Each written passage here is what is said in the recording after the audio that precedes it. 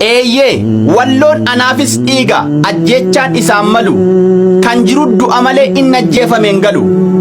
Walloo warra jaalalaa saba uleen kilaashii goota waccuu daandiirraa saggoo kute ciraashii arra gaddeebiin kosii jilbeenfachiisuuf kaati.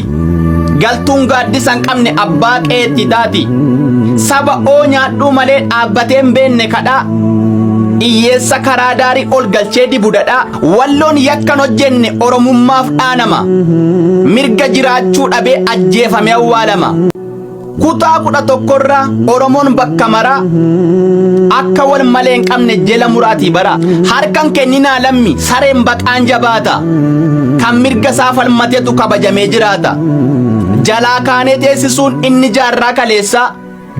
Hacaaluu nu dhabsiise gootota baay'ee keessa. Garaa laafuun kaleessaa miidhaa qofa nuuf ta'e. Faana miillaa nu qabee mataa lafaan nu ga'e.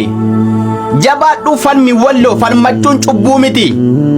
Daaraa hin injifachiisu wacniif garmaamuun miti. Ishee tola wallaalte waxalaa lafaannaa. Yoo wareegamtan illee dhalootaaf seenaa ka'a. Isinis warri lixaa kan ba'a kibbaaf kaaba. Walloodhaaf abirmannu aantii nu qofa qaba.